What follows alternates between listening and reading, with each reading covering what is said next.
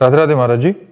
महाराज जी, मेरे मन में आपके प्रति कभी कभी नाराजगी के भाव आ जाते हैं। महाराज जी, क्या ये अपराध तो नहीं है? अनेक जन्मों से मोह माया में फंसकर दुर्गति को प्राप्त होते रहे, आप पहले क्यों नहीं मिले? नाराजगी के भाव तो आना कोई अनुचित नहीं है, क्योंकि हम जिससे प्यार करते हैं उससे मान भी करते हैं।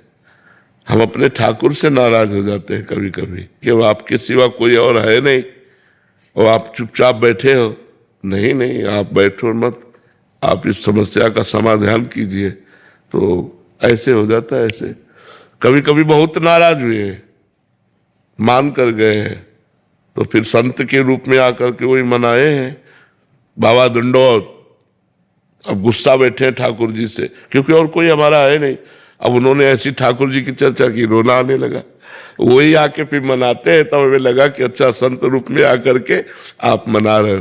तो ऐसे नाराज होना कोई दोष नहीं है, क्योंकि अब जैसे हम चल रहे हैं भगवत मार्ग में, अब हमसे कोई ऐसी गलती हो रही तो बार बार भगवान से प्रार्थना कर रहे हैं, तो उनसे गुस्सा भी हो जाते हैं कि आप सर्व सामर्थ्यशाली हैं, आप हमारी ये गलती ठीक नहीं कर सकते, आप ठीक कीजिएगा। तो ऐसा नाराज होना कोई अपराध नहीं, कोई दोष नहीं है जी। मनजोत सिंह जी जालंधर से। श्री हरिवंश महाराज जी। महाराज जी, आपके चरणों में दंडवत प्रणाम। महाराज जी, मेरा आपसे क्या संबंध है? हम सब एक घर के हैं, हम एक स्वामी के सेवक हैं।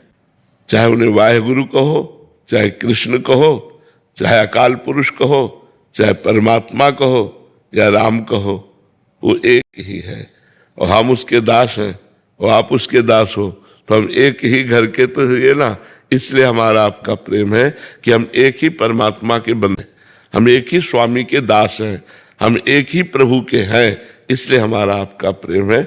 उसे जिस नाम से पुकारो वो एक है और उसी एक के हम दास हैं, उसी एक के आप दास हो। तो हमारा आपका तो दोस्ती बनी जाती है, हमारी आपकी मित्रता तो बनी जाती है।